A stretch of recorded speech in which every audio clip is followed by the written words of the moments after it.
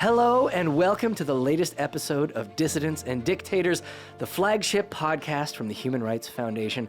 My name is Casey Michel, and our guest today is Anastasia Shevchenko, one of the leading voices of the Russian opposition movement. You may be familiar with Nastia's work with the Open Russia movement, a pro-democracy nonprofit which the Russian authorities banned in 2017. You may also be familiar with Nastia from a new documentary about her and her family called Anastasia, which was recently shortlisted for an Academy Award. We are honored to have Anastasia joining us today, so let's dive right in.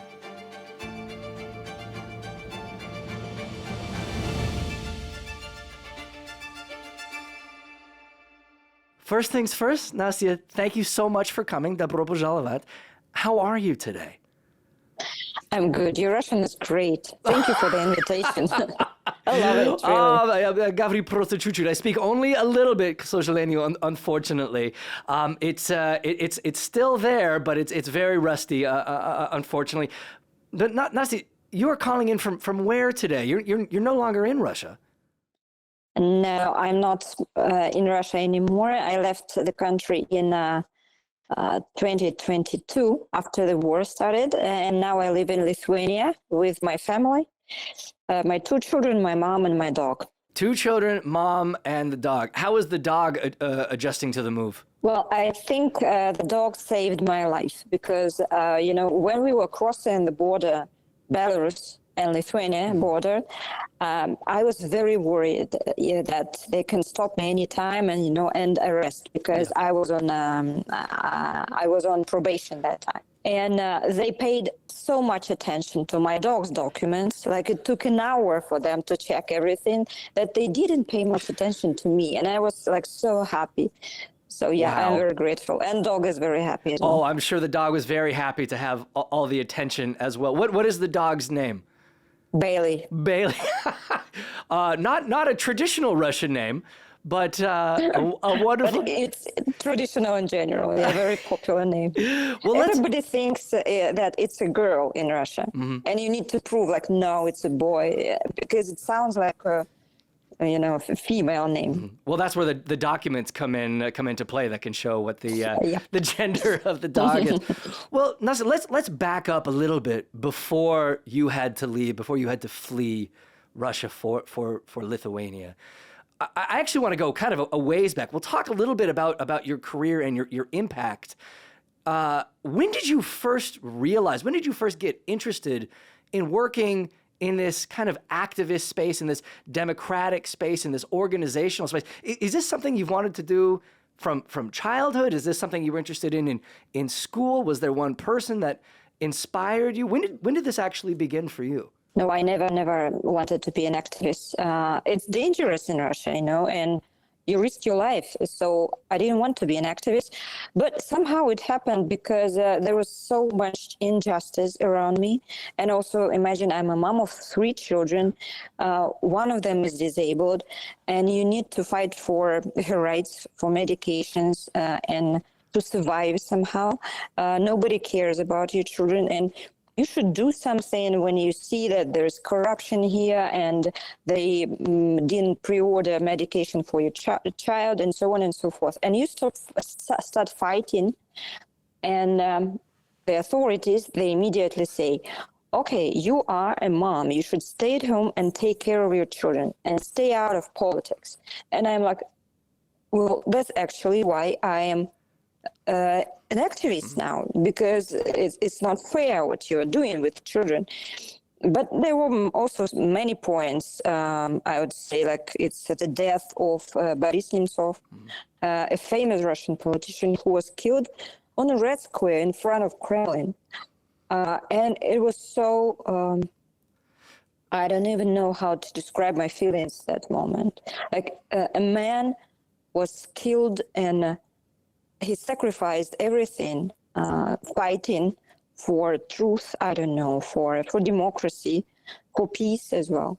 And at that point, I decided I'm not going to give up and I'm going to do everything. So it's a hard choice to be an activist. But it's also sometimes very rewarding because you see when you help people, when you change something, even some tiny things, it's so important. Well, I think it's fascinating that it was your role as a mother that helped push you into this because, yes, of course, you're looking out for your children, for what your children need, for how they can grow and learn and survive in this world. And it was that role, the reality of motherhood, that led you into this space. And then, of course, the death of Boris Nemtsov in 2015, we still think of him, we still remember him here at the Human Rights Foundation. In many ways, a very singular figure, not just in Russia, but even globally for what he represented and how hard he worked for Russian democracy itself. So that was 2015. You're a mother. You are getting more and more interested in this space and in organizing and pushing back, especially against corruption. When did you end up joining Open Russia itself? Well, as soon as I saw that the organization is quite active, but it was mostly active in Moscow. They were taking part in different kind of elections, making viral videos, and it was so modern and then so different from what we had already in Russian politics. So I immediately got interested and I wrote them a letter, like, please let me work with you. I want to be your volunteer. And they were not very happy about my letter. They said, we have to have an interview with you and you need to prove us that you can be quite efficient. Mm-hmm.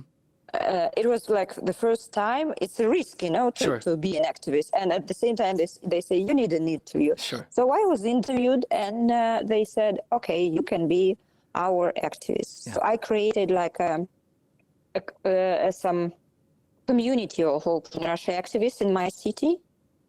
And this was in we were Rostov? In Rostov-on-Don, yeah. It's on the border with Ukraine, southern part of Russia. Police is very angry there. And we were actually the people who saw how the war started in 2014, how it developed, how it influenced Russia.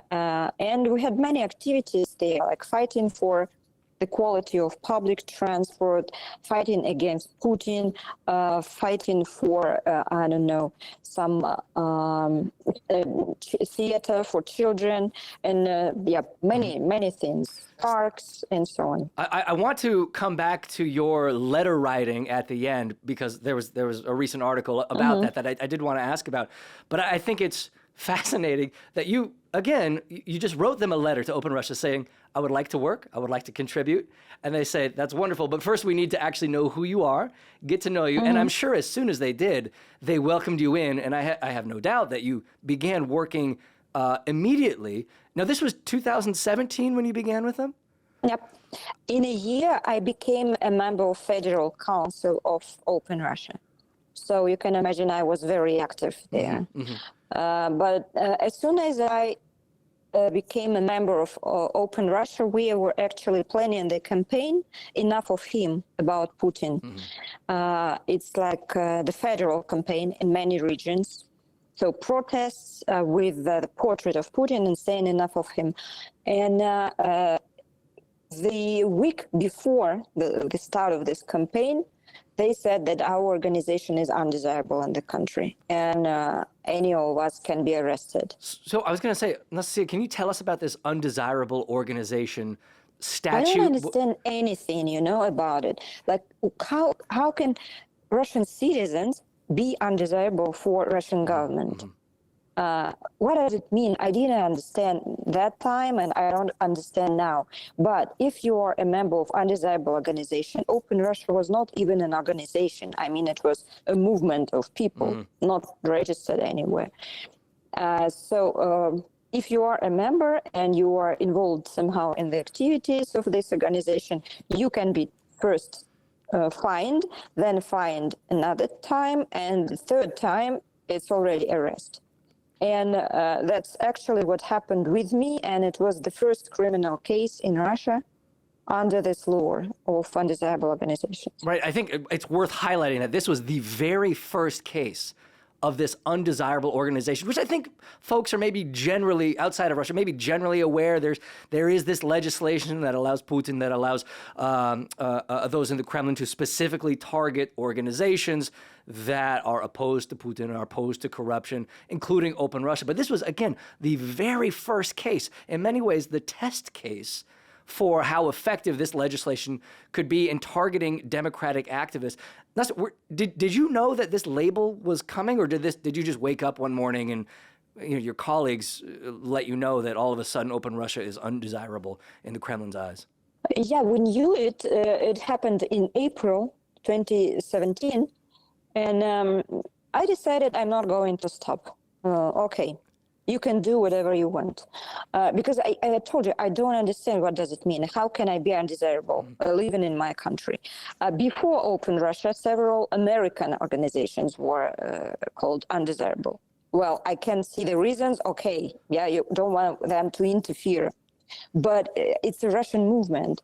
So I didn't pay much attention to that. And I got the first fine for debates on local TV with a deputy from United Russia Party.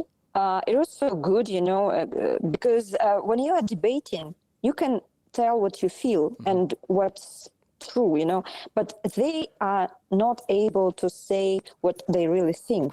They need to say what they have to say. And it's so easy to debate with them. It is even funny, But yeah, I was fined for was like 5,000 rubles first time. It's enough money. I almost feel bad for that deputy you had to debate. I'm sure he did not do very well against you. Yeah, it was, a bit unpleasant, I would say, but everybody around sees that the representative of authorities, of power in the city, he's weak and he can't say what he thinks really. And I was in position where you can say whatever you want. Yeah. But then I got my second fine, and it was for participation again in the seminar. I wanted to take part in elections, and I decided to run for office and in summer. And there was a seminar for such people like me. We were just, sitting in the audience, writing down something, and then police comes and asks, "Who is Shevchenko?" And I was like, okay, that's me. You are fined for the participation in the seminar. Only me. Only you, of all the people. Yeah, only me, because I was representing Open Russia there. So that's why it's illegal. Yeah. I was like, just sitting and keeping silence, writing down the details, doing like nothing dangerous, but it was illegal, and I was fined again. And it was obvious that the next step is arrest. Yeah. And that was January of 2019. Was that next step? Was the arrest? Yes, they came early in the morning and they showed me this paper about the criminal case against me. I was really surprised, actually, I thought they wouldn't do it. They knew I have 3 children. They knew I have a disabled child. And it's so weird, actually, to arrest me for what? There is no reason. Like, okay, debates, seminar, am I a criminal? But then I realized that it's so serious. Every time during court hearings, they told me, you are a threat to the defense capacity of Russian Federation. You are a threat to Russian Constitution. Yeah, so they made it so serious. Right. It was a demonstration, for everyone. You should never, ever work with Open Russia. Of course. And in a way, again, there are mothers all around the country that can see this happening to you and to your family. In a way, it's almost a risky move for them specifically to target you, which makes it maybe even more surprising. Can we talk a little bit, Anastasia, about your family, about your children? You have 3 children, and your oldest was named Alina. Can you tell us a little bit about Alina? Yeah, Alina, she was 17 when I was arrested. But actually, she was like a baby, She couldn't walk and talk, and I had to feed her, holding in my arms. And a special position and special food, blended food. So she was just like a baby. And my other daughter, she was 14, and my son just went to school. He was 7. So in a week of my arrest, Alina died in the hospital, and we couldn't expect that because she had some lung problems, but usually it was okay. We go to the hospital, and everything helps very quickly, and I'm there with her, and it's okay. But this time, they brought her to the hospital, and she died in 1 day. Very quickly. They said it was bronchitis, but I never heard people die from it in 1 day. And the problem was they didn't want me to go there to the hospital because I was under house arrest already. And we were trying to convince them. I mean, investigators, they were calling Moscow every time, asking for permission. And only when her heart stopped twice, they made a decision to let me go and see her. And I went to the hospital at night, and the next day she died. I saw her only for like 15 minutes. I was next to her, but she didn't even open her eyes. And that was the end. And I feel really guilty because I was not there, and because she didn't understand that I did all my best to come there. Yeah, but it was not easy, Nobody believed me.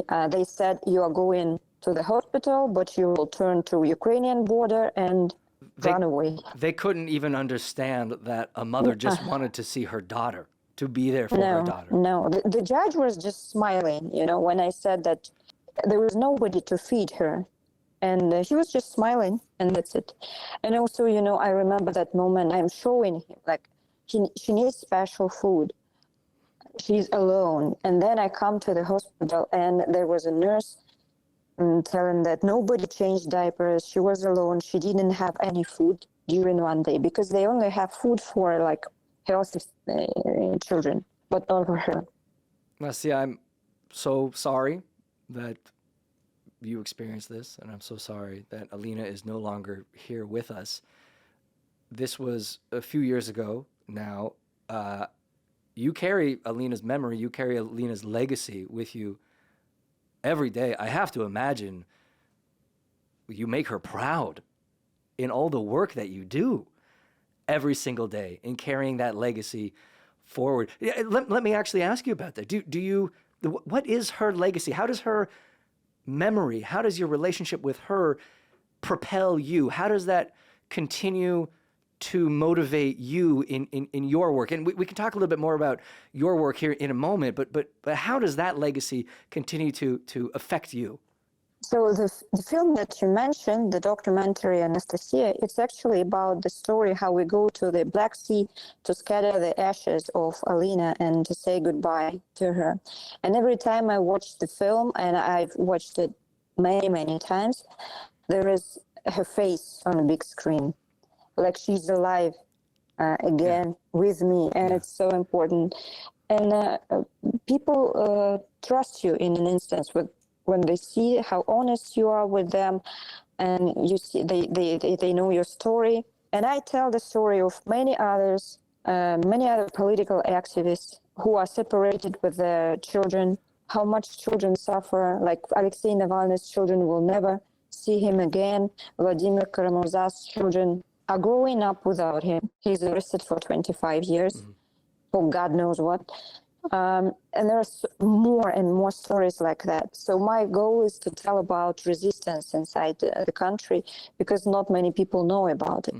And unfortunately, nowadays we see that children from Ukraine suffer from this regime even more. They are killed, they are kidnapped, they are separated with families where you live without fathers, and there is so much pain in all of it. So I see my mission to tell about it and to help children to get united with families. That's why I'm still volunteering and helping political prisoners and war prisoners as well. Mm-hmm. Because often the children have no one to speak for themselves. They have no voices themselves, no audiences certainly to reach. You can help amplify, you can help not only those voices, but again, restore these families and reunite these families themselves. Anastasia, I know you mentioned, the house arrest in 2019, you left Russia in 2022, obviously the expanded invasion in early 2022 itself. What have you been doing since moving to Vilnius? I know you've been leading also a letter writing campaign. It sounds like just hundreds of letters. I don't know where you find the time to write all of these letters. Your hand must be incredibly sore from writing all of these it's to political prisoners as well as to wives and mothers of soldiers, or is it just to the political prisoners themselves? Political prisoners, war prisoners, and their families. Mm-hmm. Because I know how important it is. When I was under house arrest, I got about 10 kilos of postcards from different countries, a lot, from children, from elderly people in different languages. Mm-hmm. And it was such a huge support for me and for my family, because whenever they say you every time you are a criminal, you are dangerous, you are undesirable, and then you read it and realize that there is a lot of support in the world, and you are actually not that bad. And that's why I decided that I should help somehow those who are in Russian prisons. Thousands of people.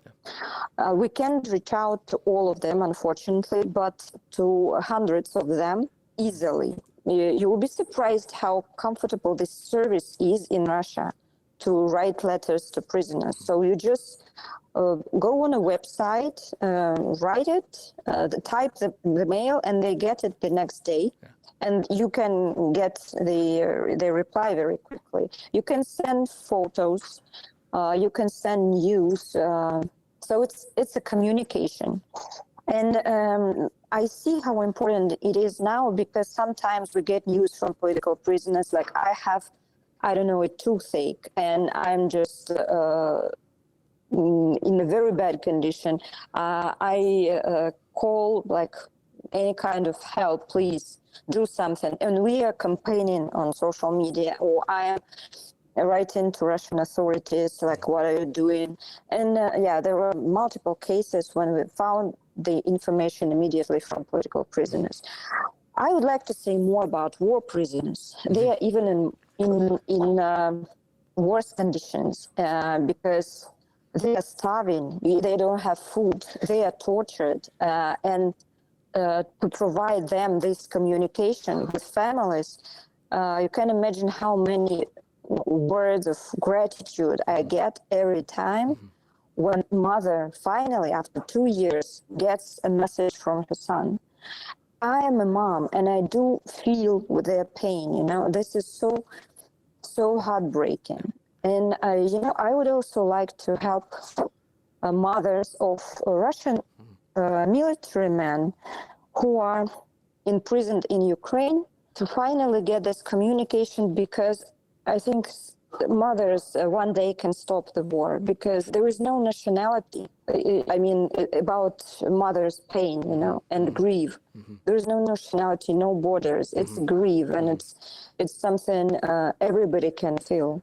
And committees of mothers of soldiers and of servicemen, certainly in wars past, have played an incredible role in not only amplifying their plight and the plight of the soldiers themselves, but even in ending wars as well. So in terms of, again, potential future avenues for activism, for protests, for movements inside of Russia about ending this war, that's certainly a fertile topic, certainly a potential area. And it sounds like, Anastasia, you are, again, you're speaking with these mothers, you're reuniting them with their children. I cannot imagine the weight that is lifted from their shoulders when they hear from their son, hear from their child, or for that young man, basically a boy who's in prison, who finally hears from his mother.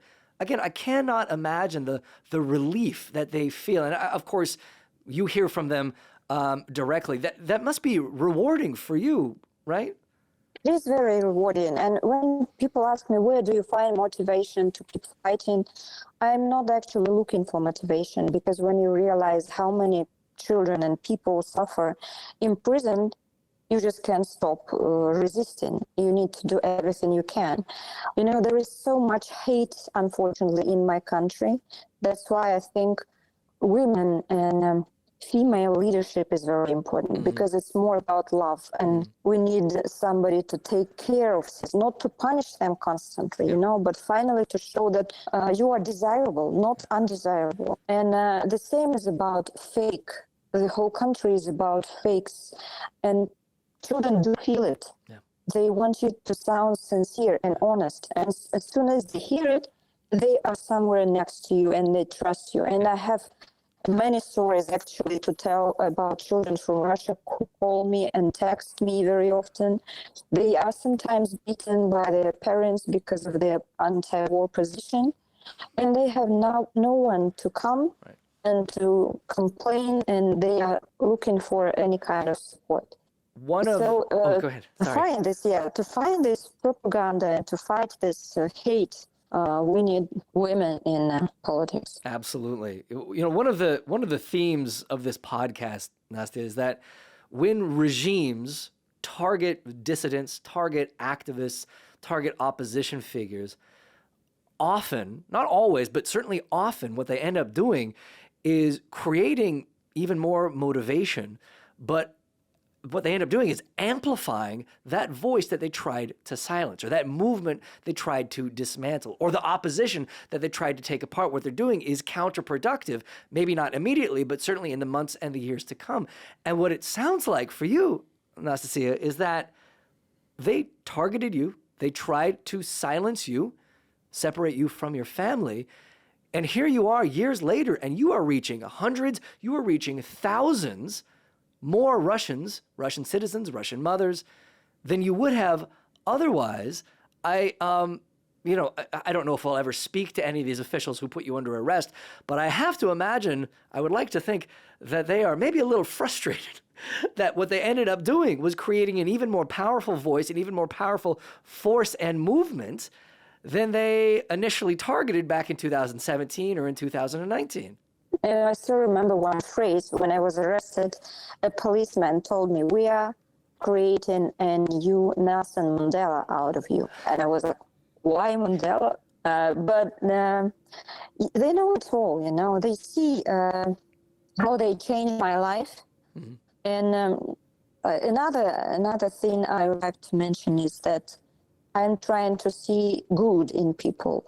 And even these investigators and police officers around me, I think they can support anyone if they feel that Putin is weak. Yeah. And there is something human in them as well. Yeah. Like they were showing me the photos of their kittens, or telling me stories about their, I don't know, family trips, to sound human. And we even got friends with one of inspectors.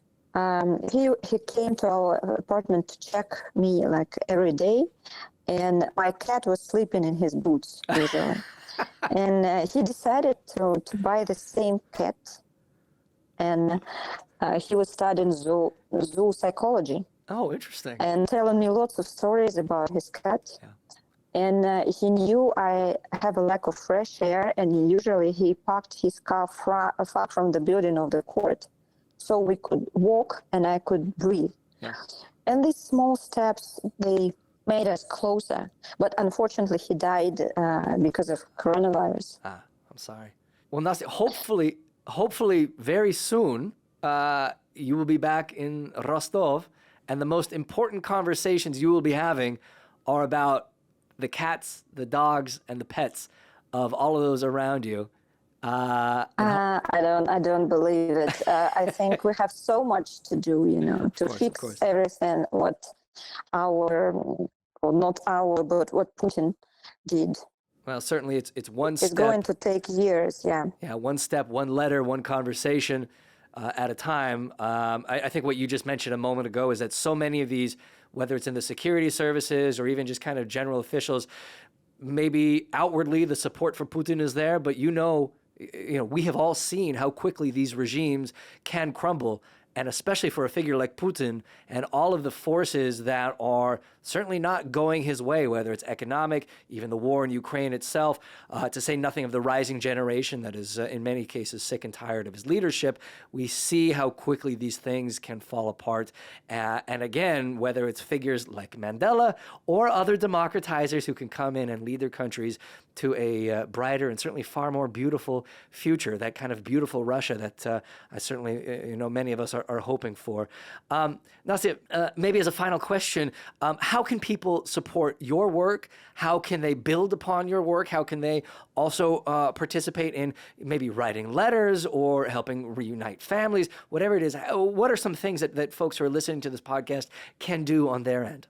Now, we've been campaigning for illegitimacy of Vladimir Putin for the last months with all diasporas, Russian diasporas in the world, in the US, including US. Why it is important for me? We all know he's a criminal. He is arrested by international court. He kidnaps children. He kills people. He is responsible for the death of my daughter. It is all illegal. How can we call him a legitimate president of my country? We have no fair election. The elections were held on occupied territories. But some world leaders keep pretending that it's all good, it's all okay, and keep working with him as a president. For me, it is crucial. If we want to be honest, our children are looking at us. Mm-hmm. We should stop calling him a legitimate president. If we want to create a crack in Russian elites that can help us to stop war, should do everything possible not to recognize him legitimate president. So we have a petition on change.org, and you can find it by #legitimate. It is translated into 20 languages. You can choose any language and sign it. This is important now. In 2014, everybody was indifferent to what happened in Ukraine. We should stop being indifferent. We should care, and finally say that black is black, white is white, and he is not a legitimate president of my country. Well, Anastasia, we can leave a link to that petition in the show notes for this podcast so folks can find it there, as well as a link to the trailer for the documentary on you and your family as well in the show notes. Actually, Anastasia, is there a way for listeners or anyone to watch the documentary online? What's the easiest way? Yeah. It is available on Paramount Plus. Wonderful. So we can leave a link in the show notes for that as well. Anastasia, this has been a wonderful conversation. I can't thank you enough again, not only for speaking with me today, for joining us here at the Human Rights Foundation, but for everything you do, everything you keep doing. Certainly, I have experienced personally that you never want to make your mother mad. And I have to imagine that is what many in those in Russia are thinking. They realized just how mad they made one mother and what effect that can have, not only on a country, but on an entire world at this point. And we look forward to seeing you soon, hopefully either in New York or in Vilnius, and to speaking with you again soon. Thank you so much. The Human Rights Foundation is a nonpartisan, nonprofit organization that promotes and protects human rights globally, with a focus on closed societies. We promote freedom where it's most at risk, in countries ruled by authoritarian regimes.